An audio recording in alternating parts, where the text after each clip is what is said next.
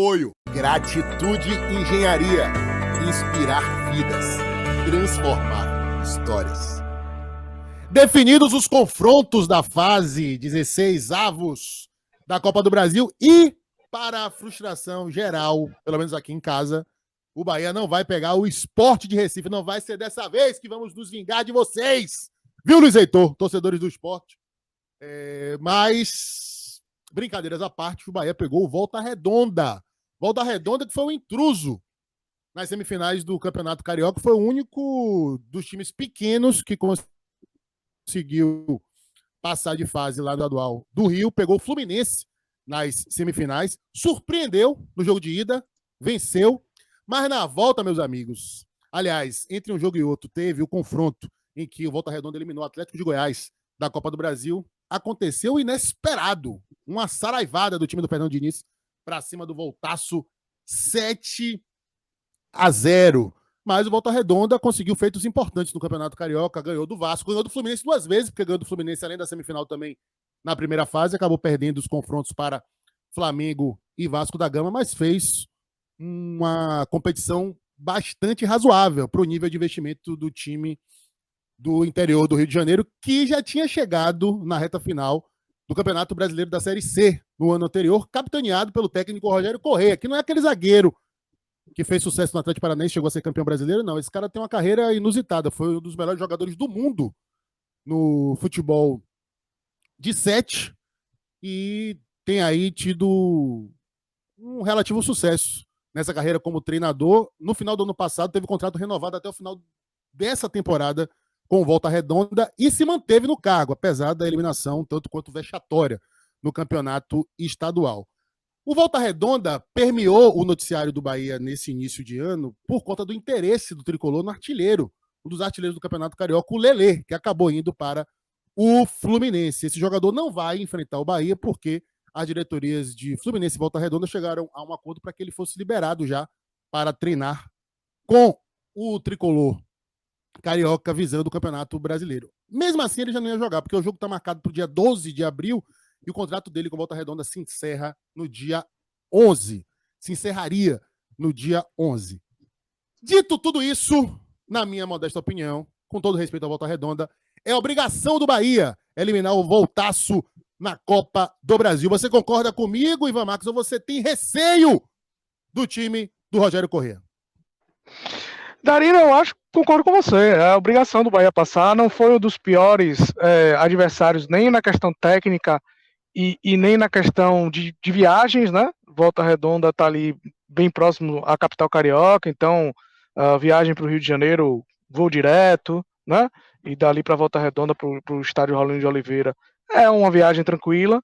Então eu acho que nesse sentido o Bahia também não se deu mal.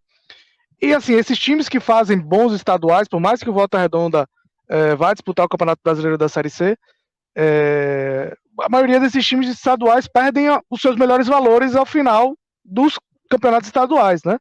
E como é o caso do Volta Redonda, que perdeu o seu artilheiro, o Lelê, que é um dos melhores, era seu melhor jogador, né? Então perdeu esse jogador. Claro que esses times trazem novos jogadores, mas é quase que uma mini reformulação que esses times fazem para disputar o Campeonato Brasileiro, já que, como eu disse, os principais destaques acabam indo para clubes da Série B, clubes da Série A, muitas vezes, como foi o caso do Lelê.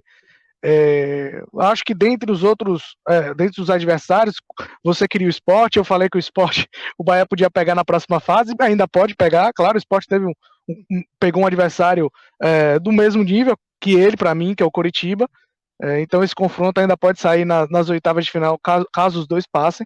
Então acho que está de bom tamanho sim para o Bahia, e o Bahia tem a obrigação, claro, de passar pelo Volta Redonda. Luiz, o Bahia não pegou o adversário mais temido relativamente desse segundo pote, que era o Sport, pela força da camisa, pela dificuldade de jogar na Ilha do Retiro, pelo bom início de temporada que o Sport do Anderson Moreira vem fazendo, mas também não dá para dizer que o Bahia pegou uma baba, né? Por exemplo, o América Mineiro vai enfrentar o Nova Iguaçu, o Flamengo vai pegar o Maringá, o Fortaleza vai pegar o Águia de Marabá, né?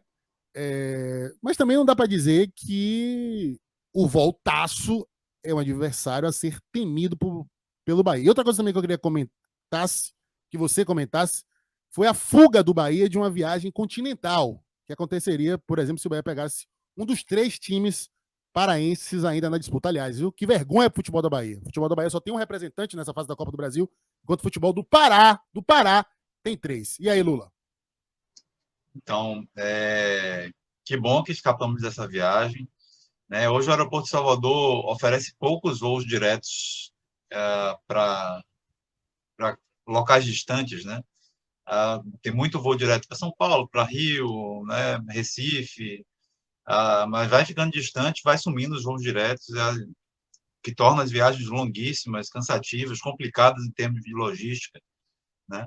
E escapar dessas viagens longas foi bom. Então, os times do Sul, por exemplo, Rio Grande do Sul, também foi bom escapar, né? Tinham 2 possibilidades e, inclusive, eu julgava o Ipiranga um time bem complicado caso caísse para o Bahia.